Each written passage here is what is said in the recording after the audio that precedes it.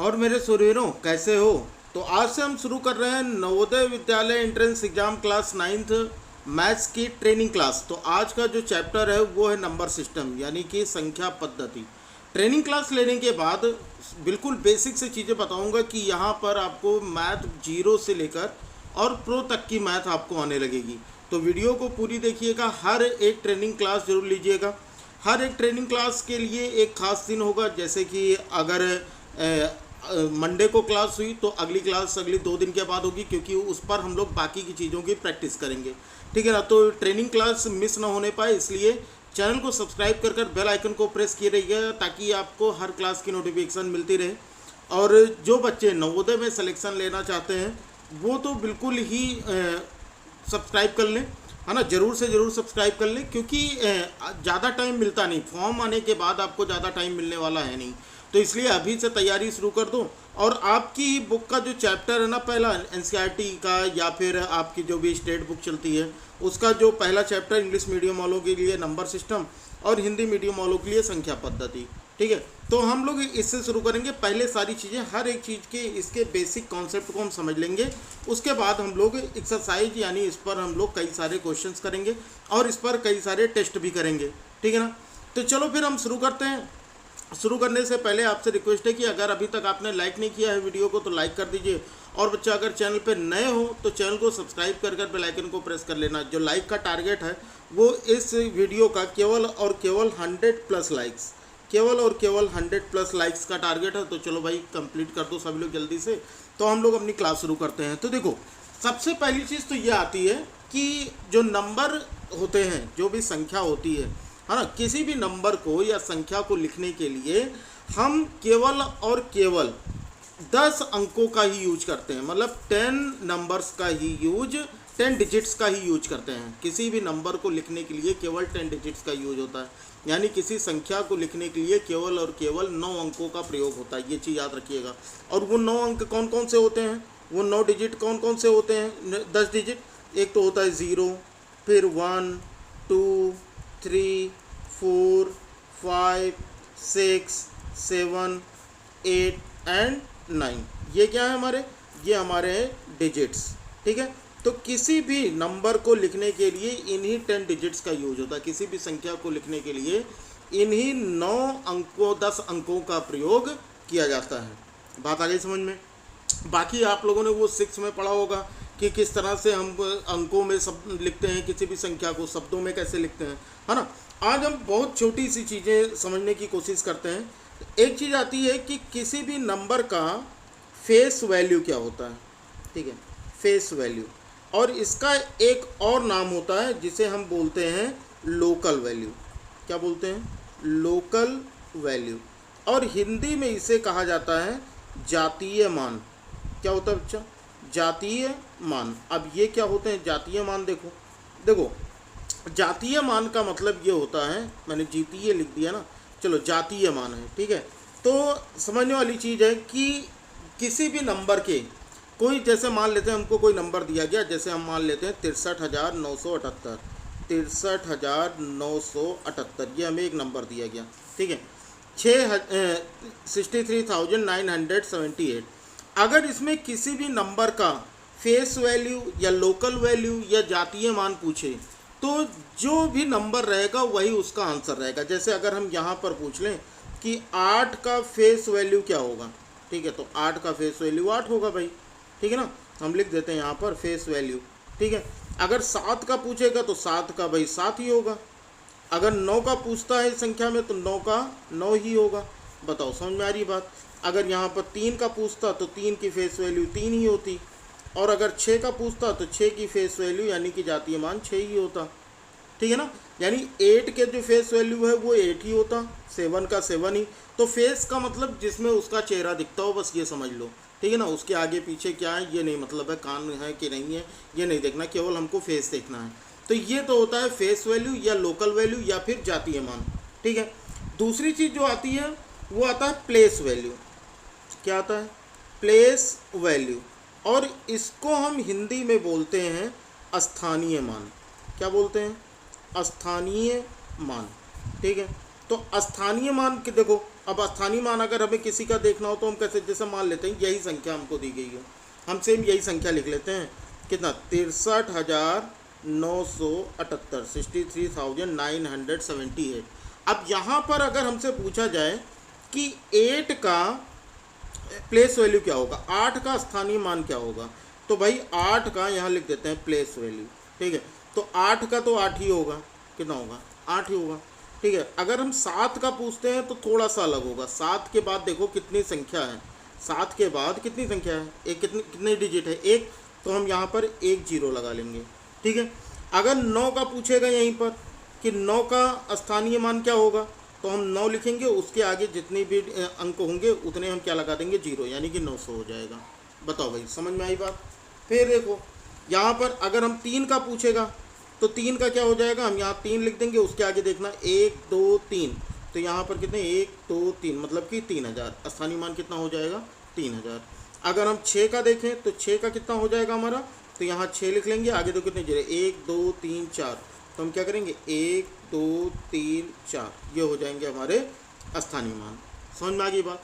तो यानी कहने का मतलब ये कि प्लेस वैल्यू जो यूनिट प्लेस का होगा उसका प्लेस वैल्यू और फेस वैल्यू सेम होगा, है ना। जो यूनिट प्लेस का नंबर होगा, जो इकाई के स्थान का नंबर होगा, उसका जातीय मान और स्थानीय मान एक जैसा ही होगा। लेकिन अगर हम दूसरे अंक को देखें, जो हमारे 10th प्लेस का नंबर है, जो हमारे दहाई का अंक है, तो यहाँ पर क्या है 2 अंक दहाई में, सैकड़े में 3 अंक, 1000 में 4 अंक, बता रही समझ में ना, 10,000 में 5 अंक, ऐसे ऐसे करके हमें उसके आगे कितने जीरो हैं ये लिखना है। जैसे 7 है तो 7 के आगे 1 अंक है तो 1 जीरो, 9 है 9 के आगे 2 अंक है तो 2 जीरो, 3 है 3 के आगे 3 अंक हैं तो 3 जीरो, और 6 है तो 6 के आगे 4 अंक हैं तो 4 जीरो। इस तरह से हम इसके स्थानीय मान यानी कि प्लेस वैल्यू निकालेंगे। बताओ भाई इतनी बात समझ में आ गई। अब देखो जो बहुत ही इम्पोर्टेंट टॉपिक है, ये तो बहुत ही छोटी सी चीज़ थी, जो बहुत ही इम्पोर्टेंट चीज़ है वो है भाई आपकी बुक में जो ये आएगा वो है डिविजिबिलिटी रूल। क्या है डिविजिबिलिटी, ये आप लोगों ने पढ़ा भी होगा, ठीक है। डिविजिबिलिटी रूल, ठीक है, यानी कि इसे हम क्या बोलते हैं, इसे हम बोलते हैं विभाज्यता नियम, ठीक है, विभक्ति के नियम। अब देखो विभक्ति के नियम में, विभक्ति के नियम, तो विभक्ति के नियम में क्या होता है भाई, देखो विभक्ति के नियम में हमें ये देखना है कि कौन सी संख्या, कौन सा नंबर किससे पूरी तरह से डिविजिबल होगा, कौन सी संख्या किस अंक से पूरी तरह से, मतलब किस नंबर से पूरी तरह डिविजिबल होगा, ये देखना है। तो सबसे पहले हम देख लेते हैं कि डिविजिबिलिटी ऑफ 2, मतलब सबसे पहला आ जाता है कि 2 से विभाज्य, 2 से विभक्त होने के नियम। देखो 2 से विभक्त होने के नियम।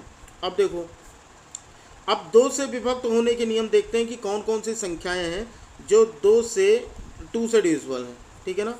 तो ये हो जाएगा रूल ऑफ डिविजिबिलिटी ऑफ 2, ठीक है, डिविजिबिलिटी ऑफ 2। तो हम सबसे पहले 2 का डिविजिबिलिटी रूल देख लेते हैं। तो बहुत सीधी सी चीज़ है भाई कि 2 में हमें क्या करना है, बस इतनी सी याद रखनी है कि अगर किसी भी नंबर का यूनिट प्लेस, यूनिट डिजिट, यानी कि इकाई का अंक, किसी भी संख्या के इकाई का अंक जो हो वो क्या हो, इकाई का अंक अगर 0 यानी 0, 2 यानी कि 2, ठीक है, 4 यानी कि 4, 6 यानी कि 6, या फिर 8 यानी कि 8, अगर ये किसी भी संख्या के इकाई का अंक ये आ जाए तो समझ लेना भाई कि वो जो नंबर होगा, वो जो संख्या होगी वो पूरी तरह से 2 से कट जाएगी। बात आ गई समझ में इतनी। अच्छा चेक कर लेते हैं।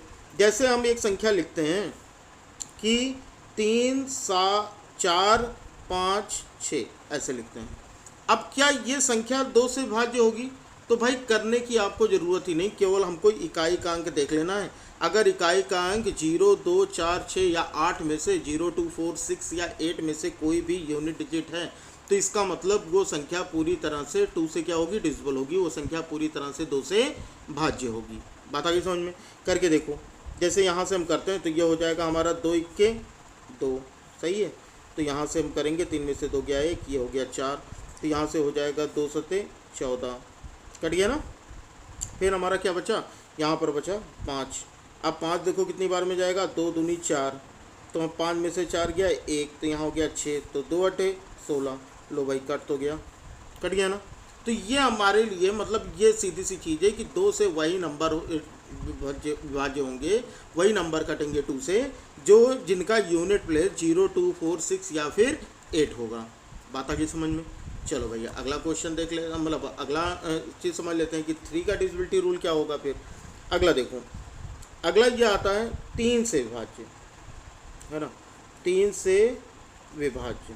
अब देख लेते हैं इसका नियम क्या होगा 3 से विभाज्य का, है ना, डिविजिबल बाय 3, डिविजिबल बाय 3। कौन कौन से ऐसे नंबर होंगे जो 3 से डिविजिबल होंगे, है ना, ये हमें देखना है। तो भाई देखो, अगर कोई भी नंबर हमको ऐसा दिया जाए जिसके यूनिट प्लेस में, ठीक है, जिसका यूनिट प्लेस अगर 0, 2, 4, 6 या 8 हो तो वो तो हमारा 2 से डिविजिबल होगा। लेकिन 3 से हम कैसे पता करेंगे, जैसे हम एक एग्जांपल देखते हैं। जैसे हमको एक एग्जांपल दिया गया कि 75,684, ठीक, ये हमें दिया गया 75,684। अब एक चीज़ पहले तो ये बताओ, क्या ये 2 से डिविजिबल है, क्या ये नंबर 2 से डिविजिबल है? भाई बहुत बढ़िया, आपको पता है कि ये नंबर क्या है, 2 से डिविजिबल है। तो अगर ये 2 से डिविजिबल है तो क्या ये 3 से होगा? ये तो ज़रूरी नहीं है। तो हम कैसे पता करेंगे? हम करेंगे क्या कि इनके जितने भी डिजिट्स हैं, इनके जितने भी अंक हैं, उनको हम क्या करेंगे, जोड़ देंगे, यानी इनका हम प्लस कर लेंगे। तो 7 + 5 + 6 + 8 और +4, क्या करोगे, सबको प्लस कर लो। अब अगर प्लस करते हो तो कितना हो जाता है, 7, 5, 12, 12, 6 हो गया 16, 8, 26 और 4 हो गया 30। तो यहाँ इसका मतलब हो गया 18, 8, 20, हाँ सही है, 26 + 4 30। तो इसका मतलब यहाँ पर कितना हो जाएगा बच्चा, 30। अब एक चीज़ बहुत देखो, क्या 33 से डिविजिबल है? आपको क्या लगता है 33 से डिविजिबल है? अगर 33 से डिविजिबल हुआ, है ना, अगर 33 से डिविजिबल हुआ तो इसका मतलब ये नंबर भी क्या होगा, 3 से डिविजिबल होगा। अगर ये 30 जो है इनका सम अगर 3 से डिवाइड हो जाए तो समझ लो कि ये नंबर भी 3 से डिवाइड होगा, अदरवाइज वो डिवाइड नहीं होगा। बताओ भाई समझ में आया कि नहीं आया? ठीक है ना। अच्छा चलो, आपको एक होमवर्क दे देता हूँ, आप कमेंट बॉक्स में इसका आंसर दीजिएगा, है ना। आपको ये बताना है, ये होमवर्क है आपका, कि 96, 3, 4, 2, 1, क्या ये नंबर 3 से डिविजिबल है? क्या ये नंबर 3 से डिविजिबल है? और इसका आंसर जाकर दीजिएगा कमेंट बॉक्स में, ठीक है। जिनका आंसर सही होगा उनको मिलेगा एक हार्ट। तो ये चीज़ जरूर कीजिएगा ताकि पता रहे कि भाई यहाँ आप लोग पूरी क्लास ले रहे हो, ठीक है। और जो पूरी क्लास लेगा बच्चा, सिलेक्शन उसी का हो पाएगा, बाकी लोग तो भीड़ तो बहुत बढ़ाने वाले आएंगे, ठीक है ना। तो 3 का डिविजिबिलिटी रूल समझ में आ गया कि केवल डिजिट्स का क्या करना है, हमें सम कर देना है, ठीक है। चलो अगला देखते हैं। अगला जो दिया गया है 4, 4 से विभाज्य, है ना, 4 से विभाज्य। अब हम कैसे देखेंगे भाई कि कौन सी संख्या हमारी 4 से विभाज्य है, यानी डिविजिबल बाय 4। देखो भाई, डिविजिबल बाय 4। अब हमें 4 से चेक करना है कि कौन सी संख्या 4 से डिविजिबल होगी।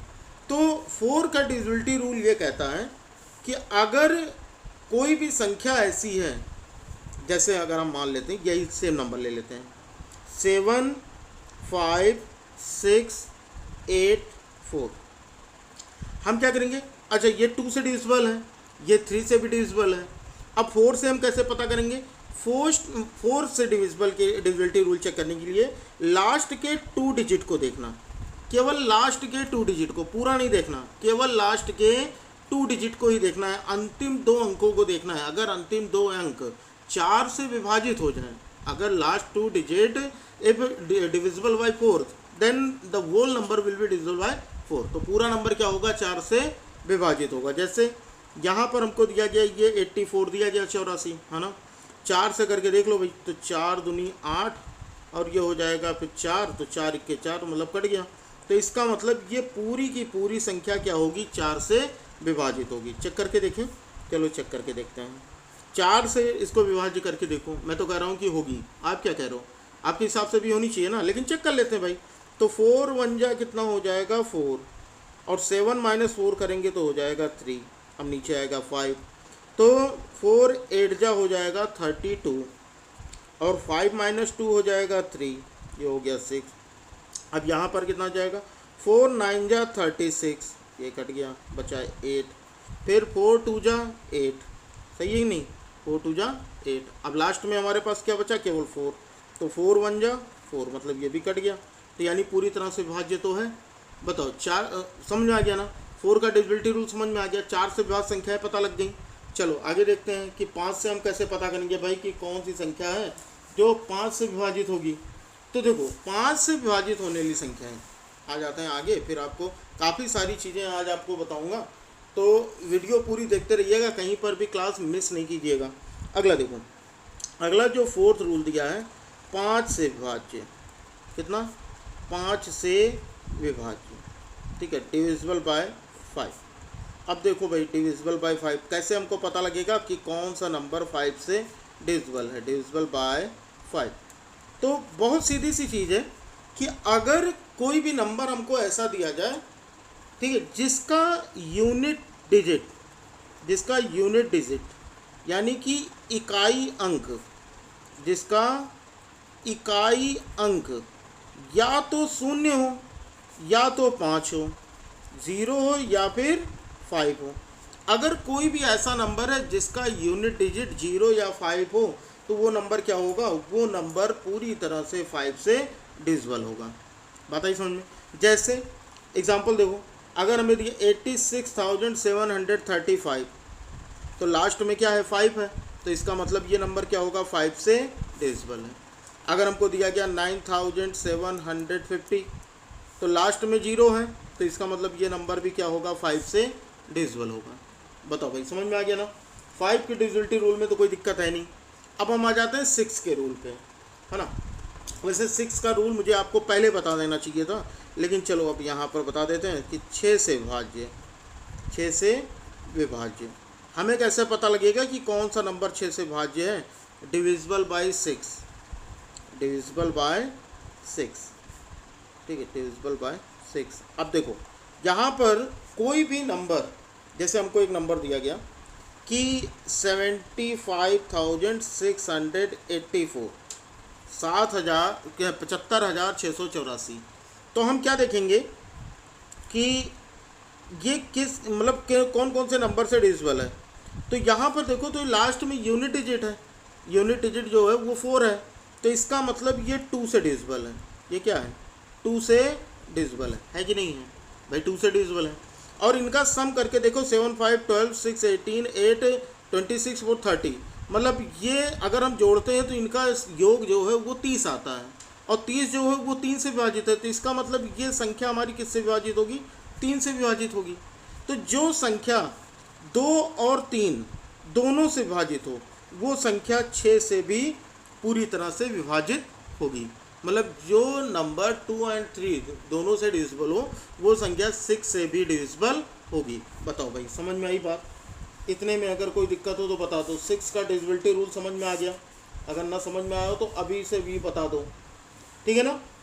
एक बार फिर से समझ लो क्या, कि कोई सा भी नंबर दिया हो, अगर उसमें 2 और 3 दोनों के रूल अप्लाई हो रहे हैं, दोनों के नियम लग रहे हैं, तो वो संख्या हमारी क्या हो जाएगी, वो संख्या हमारी 6 से विभाज्य हो जाएगी। बस इतनी सी चीज़ है, ठीक है।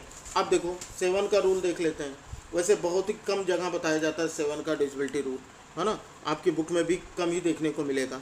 तो चलो अगला देखते हैं कि 7 से विभाज्य, किससे, 7 से विभाज्य, यानी कि डिविजिबल बाय 7, ठीक है, डिविजिबल बाय 7। कैसे हमको पता लगेगा कि कौन सा नंबर बच्चा 7 से डिविजिबल होगा? देखो बहुत ध्यान से समझना। जैसे हम एक नंबर ले लेते हैं 882, है ना, 882 एक नंबर हमने ले लिया ये, ठीक।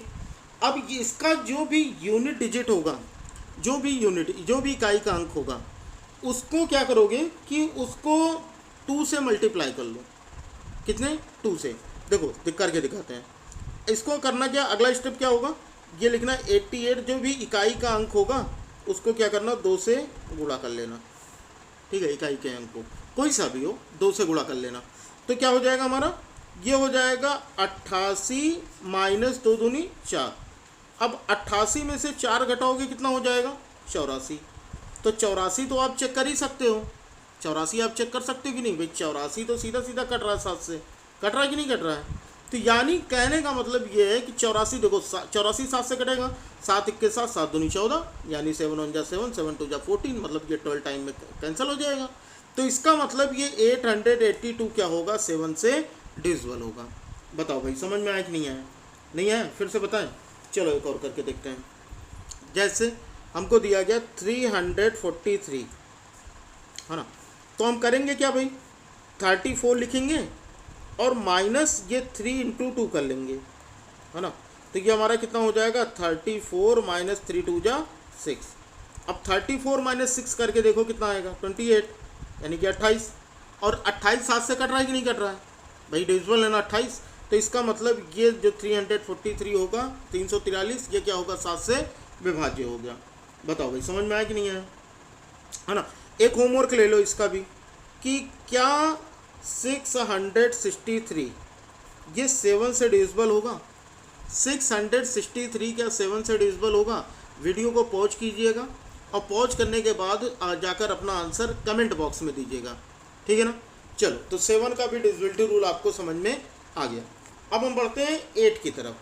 तो अगला जो नंबर दिया गया हमें, है ना, 8 से विभाज्य, कितना, 8 से विभाज्य। अब हम कैसे करेंगे भैया, 8 से विभाज्य कौन सी संख्या है, डिविजिबल बाई 8। कैसे चेक करेंगे कि कौन सी संख्या हमारी 8 से डिविजिबल है, डिविजिबल बाई 8। देखो, अगर कोई भी नंबर हमको इस तरह से दिया जाए जिसका यूनिट प्लेस, कोई भी नंबर ऐसा दिया जाए जिसका यूनिट प्लेस जो हो वो इवन है ना, तो वो तो नंबर हमारा समझ में आ गया कि भाई वो तो कंफर्म है कि 0 2 4 6 ये क्या होते हैं, इवन नंबर्स होते हैं, यानी सम संख्याएं होती हैं। तो ये हमारे किससे डिविजिबल होते हैं, ये 2 से डिविजिबल होते हैं। तो ऐसे ही 8 का भी रूल है ना। जैसे हम एक संख्या बताते हैं आपको, बहुत बड़ी सी संख्या बताते हैं, और ये है 6 7 9 5 4 1 6, इतनी बड़ी संख्या।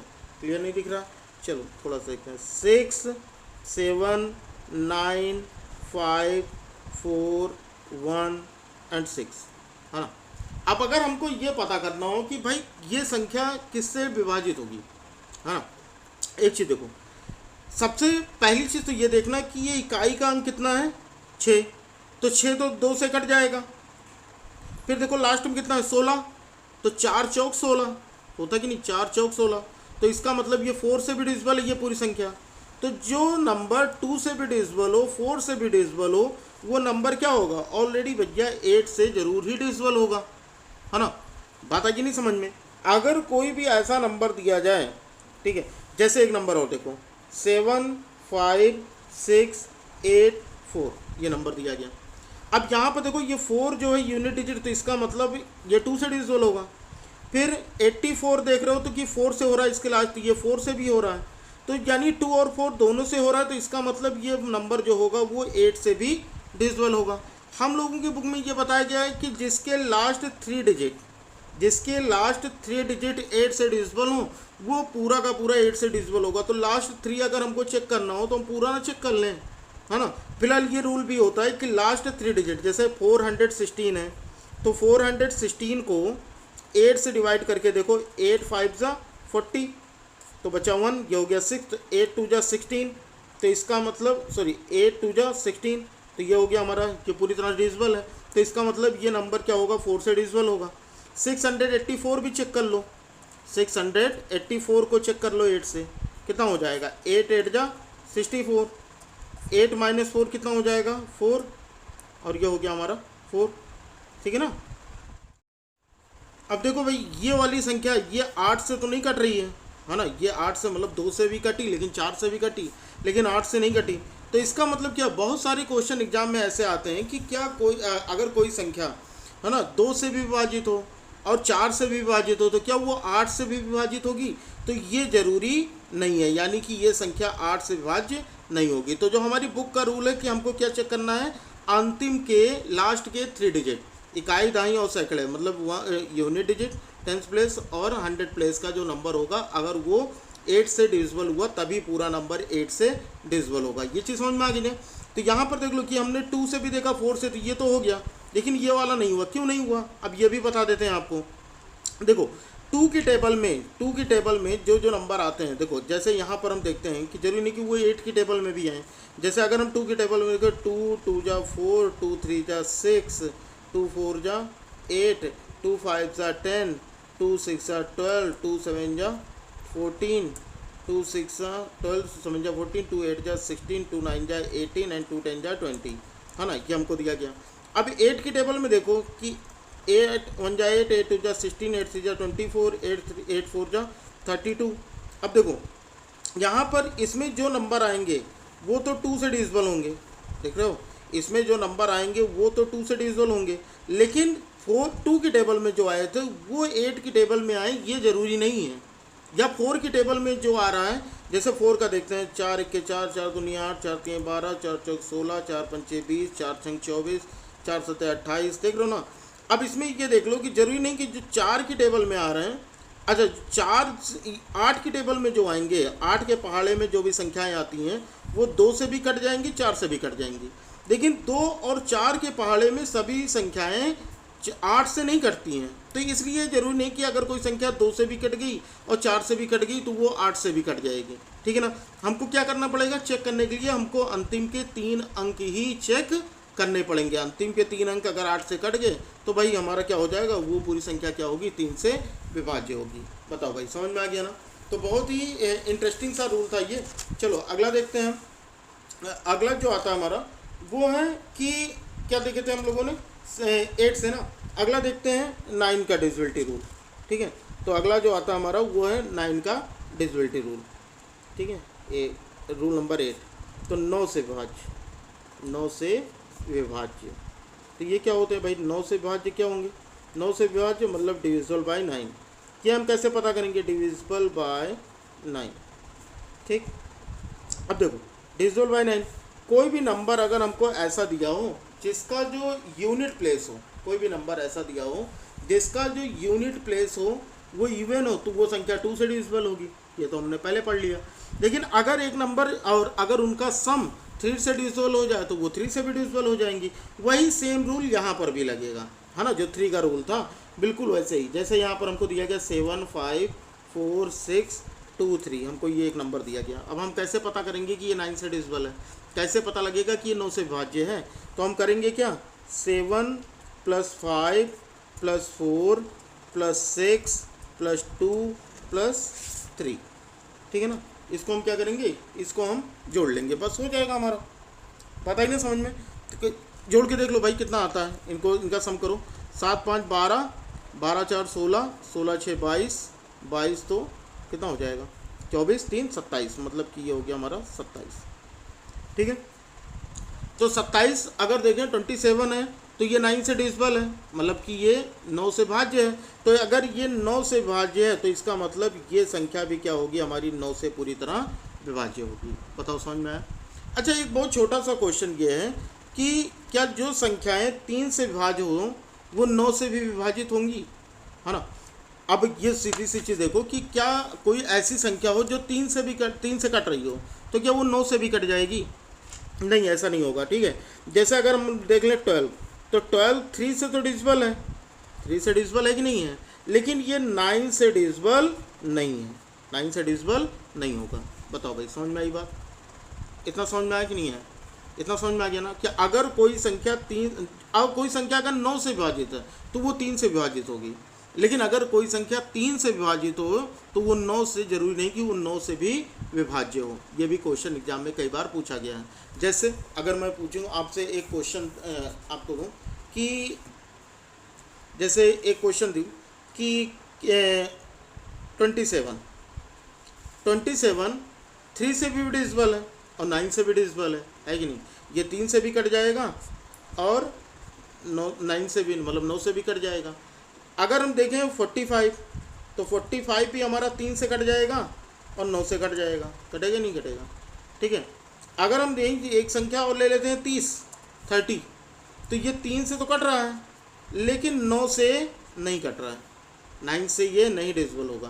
तो बहुत सीधी चीज़ है, इस तरह एग्जाम में क्वेश्चन एग्जामिनर आपसे पूछ सकता है कि क्या कोई संख्या अगर वो 3 से विभाज्य हो तो क्या वो 9 से भी कटेगी, तो इसका आंसर है 9, जरूरी नहीं है, ठीक है ना। तो अगर ये सत्य असत्य में आता तो ये असत्य होगा, ये फॉल्स है। अगला देखो 10 से विभाज्य, तो 10 से विभाज्य का क्या रूल है भाई, 10 से विभाज्य का क्या रूल है, डिविजिबल बाय 10। अब देखो डिविजिबल बाय 10, अब डिविजिबल बाय 10 तो हमको कैसे पता लगेगा कि कोई नंबर 10 से यानी कि 10 से डिविजिबल है। तो अगर किसी नंबर का यूनिट डिजिट, किसी भी नंबर का यूनिट डिजिट यानी कि इकाई अंक क्या हो, अगर किसी संख्या का इकाई अंक 0 हो तो वो संख्या क्या होगी, 0 से डिविजिबल होगी, है ना। कितनी भी बड़ी संख्या है, 1 2 3 4 5 6 7 और लास्ट में 0 लग गया, तो इसका मतलब अगर ये 0 है तो ये क्या हो जाएगा, ये 0 से मतलब 10 से डिवाइड हो गया। और किससे होगा ये, अगर 0 है तो ये 2 से भी होगा, और किससे है, ये 5 से भी होगा, तो 5 और 2 से है तो इसलिए ये किससे होगा, 10 से भी होगा। बात आ गई ना समझ में। तो चलो ये तो हो गया हमारा 9 से विभाज्य का, तो ये तो बहुत ही आसान था। अगला देख लेते हैं, अगला जो दिया गया है वो 11 से विभाज्य, किससे, 11 से विभाज्य। कैसे पता लगेगा भाई कोई नंबर 11 से विभाज्य है, तो लिख लेते हैं डिविजिबल बाय 11, डिविजिबल बाय 11। कैसे पता लगेगा कि कोई नंबर, कोई भी संख्या 11 से डिविजिबल है। तो इसके लिए आप जैसे मान लेते हैं कि हमको एक नंबर दिया गया है ना, और वो नंबर क्या है, अगर हम मान लेते हैं कि नंबर हमको जो दिया गया है वो है हमारा 801, ठीक, और दिया गया 64591, ये 5 है, ठीक है, 591, ये हमको एक नंबर दिया गया है। अब ये पूरा एक नंबर है, ठीक है। अब हमें ये पता करना है क्या ये 11 से डिविजिबल होगा। हम कैसे पता करेंगे भाई, काफ़ी सारे बच्चों को पता भी होगा कि हम कैसे पता करेंगे इसको। तो यहाँ पर इसको चेक करने का रूल ये है कि सबसे पहला काम तो ये करो कि इनके जो इस प्लेस के नंबर हैं, देखो थोड़ा सा कलर चेंज करते हैं फिर बताते हैं आपको, है ना। यहाँ पर देखो, जैसे यहाँ पर हमको ये दिया गया कि इस वाले प्लेस के, जैसे यहाँ पर जो ऑड प्लेस के नंबर हैं ये, ठीक है, ये और ये ऑड प्लेस के नंबर है ना, ये हो गए हमारे ऑड प्लेस के नंबर ही तो हैं। तो ये हमारे क्या हो गए 8016451, यही है ना। तो हम क्या करेंगे, जो हमारे ऑड प्लेस के नंबर हैं इनको सम करेंगे, और जो इवन प्लेस के नंबर हैं ये वाले, ये वाले, ये वाला और ये वाला, इनका सम करो और इन्हीं दोनों का डिफरेंस कर दो। मतलब जो सम स्थान के अंक हैं उनको जोड़ लो, जो विषम स्थान के अंक हैं उनको जोड़ लो। तो देखो 800 पहले स्थान पे आता ना, फर्स्ट प्लेस पे, तो यानी ये ऑड प्लेस है कि नहीं। ये थर्ड पे, थर्ड भी ऑड प्लेस है, ये फिफ्थ ऑड प्लेस है ना, ये सेवन्थ ऑड प्लेस है। तो पहले तो ऑड प्लेस वाले कर लो। तो ये हमारा कितना हो जाएगा 8 + 1 + 4 + 9, ये कर लो, फिर माइनस। उसके बाद जो इवन प्लेस के नंबर हैं कौन कौन से, 0 + 6 + 5 प्लस और ये वाला तो बचा, तो ये हो गया 1। बताओ भाई समझ में आया। तो मतलब इवन ऑड प्लेस के नंबर का सम माइनस इवन प्लेस के नंबर का सम, ठीक है। तो यानी हमें क्या निकालना है, difference of odd place number and even place number, यानी सम स्थान के अंकों का योग और विषम स्थान के अंकों के योग का अंतर निकालना। अगर उनका डिफरेंस 11 से डिविजिबल हुआ या 11 का कोई मल्टीपल हुआ है ना, या 11 की टेबल में आता है, 11 के पहाड़े में अगर आ गया, तो वो संख्या क्या होगी हमारी, पूरी तरह से 11 से विभाज्य होगी। बात आ गई समझ में। तो यहाँ पर देखो 8 1 9 9 9 18 18 4 22, यानी ये तो हमारा 22 हो गया, ये तो समझ में आ गया। यहाँ देखो 0 और 6 तो 6 हो गया, 6 5 11 और 1 12, तो ये हमारा 12 हो गया। बताओ समझ में आया। इतने में बताओ कोई दिक्कत हो, सही है ना। अगर कहीं से भी कोई दिक्कत हो तो बता देना, ठीक है। तो यहाँ पर क्या हो जाएगा, अब इनका अगर हम अंतर देखें तो इनका अंतर कितना आ गया, इनका अंतर आ गया 10, इनका अंतर कितना आ गया 10 आ गया। तो इसका मतलब क्या है कि ये संख्या जो होगी, ये 10 जो है 11 के पहाड़े में तो आता नहीं, तो इसका मतलब ये संख्या 11 से भाज्य नहीं होगी। समझ में आ कि नहीं है, समझ में आ गया। चलो दोबारा से बता देते हैं, एक और क्वेश्चन, एक और देख लो, है ना, एक और संख्या देख लो, फिर अभी पता लग जाएगा। चाहे मतलब 0 आ जाए या फिर 11 का कोई भी मतलब मल्टीपल आ जाए, मतलब 11 के पहाड़े का कोई भी नंबर आ जाए, तो वो क्या हो जाएगा, वो संख्या पूरी तरह से 11 से विभाजित हो जाएगी। समझ में आ गया।